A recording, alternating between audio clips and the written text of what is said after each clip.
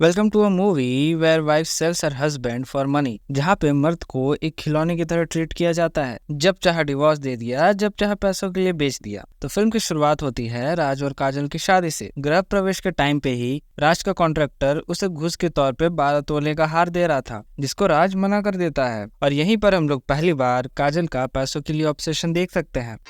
ले लीजिए ना, अच्छा डिजाइन है, कम से कम 10 तोले का तो होगा। पहली रात को बातों ही बातों में राज से काजल एसी, फ्रिज, वॉशिंग मशीन कहाँ है पूछती है। राज सीधा बोलता है, नहीं काजल, ये सब चीजें खरीदने की मेरी हैसियत नहीं है। एक चीज मैंने नोटिस की कि राज के पास भले ही एसी, फ्रिज, वॉशिंग मशीन नहीं है, लेकिन इतना बड़ा घर है। फिर एक सुंदर सा गाना आता है, जिसके साथ ही हम लोगों को 7 साल का टाइम जब देखने को मिलता है। अब इनके 2 बच्चे हैं, लेकिन एसी, फ्रिज, टीवी आज तक नहीं है। काजल को राज के साथ 7 साल और 2 बच्चे हो चुके हैं, लेकिन आज भी हर बात पे काजल राज को वो लोग कितने गरीब हैं ये जताना नहीं छोड़ती। वही तो।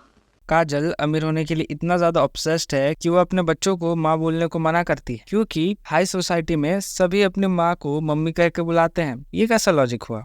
वही तो। पैदल घर जाते वक्त काजल को उसकी एक पुरानी दोस्त मिलती है और काजल एज यूजुअल उसके सामने भी लंबी लंबी फेंकने लगती है। काजल बोलती है कि उसका पति बहुत बड़ा बिजनेस मैग्नेट है, बड़े बड़े बंगले, नौकर चाकर, गाड़ी इत्यादि उनके पास है। लेकिन काजल का झूठ पकड़ा जाता है जब ये इसकी दोस्त को उसके ही घर में अपना घर बता के ले जाती है। काजल की दोस्त इसको बहुत ही अच्छा ज्ञान देती है। अपना घर अपना होता है, चाहे वो छोटा ही क्यों ना हो।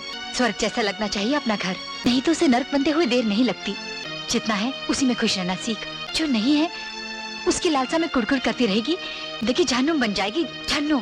पर काजल इसको इग्नोर करके चली जाती है। काश सुन ली होती। और हमें मेन स्टोरी के साथ एक साइड स्टोरी भी दिखाई जाती है, जिसका की इम्पोर्टेंस मुझे सिर्फ इस गाने के लिए लगा। उसके अलावा इस साइड स्टोरी का कोई सेंस नहीं बनाता, सिर्फ मूवी के टाइम को बढ़ाने के अलावा। अब राज अपने ऑफिस से घर पैदल चल के आता है ताकि बस में लगने वाले पैसों से वो एक टेप रिकॉर्डर खरीद सके। I mean, 20-30 रुपए में कौन सा टेप रिकॉर्डर आता है? अपने पति के इस गरीबी को देख के काजल का मूड बन जाता है और दोनों सच सवर के छत पे सोने चले जाते हैं। And I like the fact कि कैसे सुबह होते ही इनके घर का पूरा बैकग्राउंड चेंज हो जाता है। अगले दिन राज काजल और बच्चों को पिक्चर दिखाने का प्रॉमिस करता है और काजल एज यूजुअल अपनी आदत से मजबूर पूरे मोहल्ले में ढिंढोरा पीट देती है कि हम लोग बाहर जा रहे हैं, हम लोग टैक्सी में जाते हैं और टैक्सी में आते हैं, और जब तक बालकनी में बैठकर पिक्चर ना देखो तो पिक्चर का क्या मजा। अरे बाप रे, 6 बजने वाले हैं, मेरा टाइम हो गया।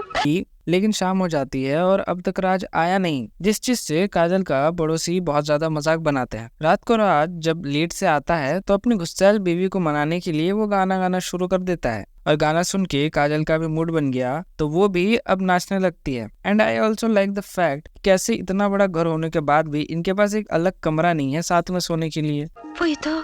अब एंट्री होती है जानवी की एंड आई एम श्योर कि इस मूवी के बाद ही श्रीदेवी ने अपनी बेटी का नाम जानवी रखने का सोचा होगा। तो जानवी न्यूयॉर्क से आई थी, जहां जानवी को कुछ ही मुलाकातों में राज से कुछ कुछ होने लगता है और जब राज उसका होने से बचाता है तो उसके बाद जानवी उसके प्यार में पागल ही हो जाती है। And I also like the fact कि राज कैसे इतने बारिश में भी जानवी को पैदल बचाने आया था। और इसके बाद जानवी और राज नाचने लगते हैं, जहाँ राज का काम सिर्फ यही था कि वो एक जगह से दूसरी जगह चल के जाएगा। जब जानवी को पता चलता है कि राज का बर्थडे है तो वो उसके प्रेजेंट के लिए एक टेप रिकॉर्डर खरीदने जाती है और यहीं पे पहली बार काजल और जानवी की आपस में मुलाकात होती है। जहाँ जानवी को जो टेप रिकॉर्डर चाहिए था वो काजल पहले ही खरीद चुकी थी, तो जानवी इसके सामने ऑफर रखती है कि ये 2500 के टेप रिकॉर्डर की जगह वो उसको 10,000 का टेप रिकॉर्डर खरीद के देगी। काजल भी मान जाती है, लेकिन ये सोचती है कि ये अजीब सी पागल लड़की है, 1500 के बदले 10,000 का टेप रिकॉर्डर दे रही है मुझे। लेकिन लिटिल डज ही नो कि यही पागल अब इसका जीवन बर्बाद करेगी। घर आके जब राज जानवी के दिए गए टेप रिकॉर्डर को सुनता है तो उसमें जानवी ने अपने प्यार का कन्फेशन किया था, जिसको सुन के राज और काजल दोनों ही शॉक हो जाते हैं। राज जानवी से जाके कन्फ्रंट करता है तो जानवी ये जानते हुए भी कि राज की शादी हो चुकी है और उसके 2 बच्चे हैं, ये बोलती है,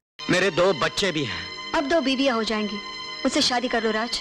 अगले दिन जानवी काजल के पास जाती है और ऐसा मैनिपुलेट करती है और ऐसा ऑफर देती है कि काजल सीधा अपने पति की शादी जानवी से कराने के लिए रेडी हो जाती है। मैंने सुना था कि एक मर्द पैसों के लिए किसी को भी बेच सकता है, लेकिन यहाँ तो एक औरत अपने स्वार्थ के लिए पूरा संसार बेचने चली है। अब काजल अपने पति को शादी के लिए मनाने की कोशिश करती है, लेकिन राज एज अ लॉयल हस्बैंड दूसरी शादी करने को रेडी नहीं था। तब काजल अपना रामबाण अपनाती है और खाना पीना बंद कर देती है, जिससे कि राज को ना चाहते हुए भी जानवी से शादी करनी पड़ती है। और इस शादी से सबसे ज्यादा खुश काजल थी, जिसको कि इस बात का दुख नहीं था कि उसका पति अब किसी और का हो चुका है, लेकिन इस बात की ज्यादा खुशी थी कि उसके पास 2 करोड़ आए हैं। वैसे 2 करोड़ आए तो मैं भी खुशी हो जाऊंगा। अब इन तीनों का एक गाना आता है जिसमें कि लोग डिफरेंट पोजेस दे रहे हैं और डिफरेंट स्टाइल में यहाँ से वहां चल रहा है। अब काजल पैसों के नशे में इतनी अंधी हो चुकी है कि अपने पति की जगह पैसों के साथ सोती है। अब राज अकेले में दुखी हो रहा था, तभी जानवी उसके पास आती है और राज काजल का जितना भी सारा गुस्सा था जानवी पे निकाल देता है। अब काजल अपने पैसों को फ्लेक्स करने में इतना ज्यादा खो जाती है कि वो अपने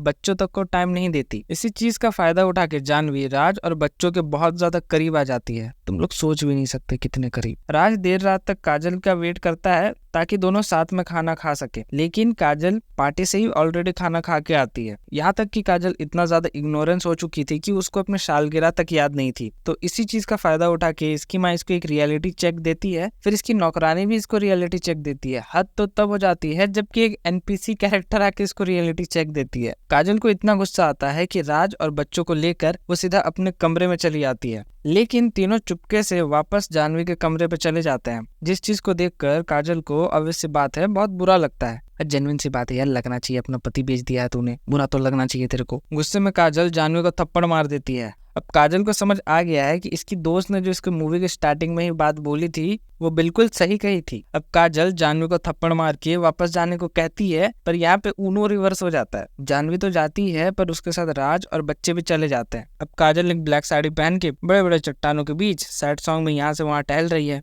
और इसी रिग्रेट में वो अपने पुराने घर में जाती है, जहाँ पे इसको अपने पति का इल्यूजन आता है इसको खाना खिलाते हुए। इस तरफ जानवी राज और बच्चों को लेकर विदेश जाने का प्लान कर रही थी। अब काजल अपने कर्मों का प्रायश्चित करने के लिए उसके पास जितनी सारी प्रॉपर्टी थी गरीबों में दान कर देती है, ताकि उसको हजारों गरीबों की कम से कम दुआ तो लग जाए। वही तो। और पहुंच जाती है एयरपोर्ट राज और बच्चों को आखिरी बार देखने के लिए। यहाँ इमोशनल सीन चल रहा होता है, तभी जानवी बोलती है चलती हूँ राज। क्योंकि मूवी को एक हैप्पी एंडिंग भी तो देनी थी, तो इसीलिए जानवी अकेले विदेश चली जाती है राज का बच्चा अपने कोक में लिए। तो बेसिकली ये मूवी कुछ नहीं थी, एक रियलिटी चेक देने की कोशिश की गई है कि पैसों से सारी खुशियां खरीदी नहीं जा सकती। और सो डू आई थिंक। तुम लोगों को क्या सीख मिली ये मूवी से मुझे कमेंट सेक्शन में जरूर बताना। और अगर तुम लोगों को ये वीडियो पसंद आई तो do like share subscribe the channel for more such contents. मैं मिलूंगा तुम लोगों से किसी और दिन किसी और वीडियो में। Till then love you all, bye bye.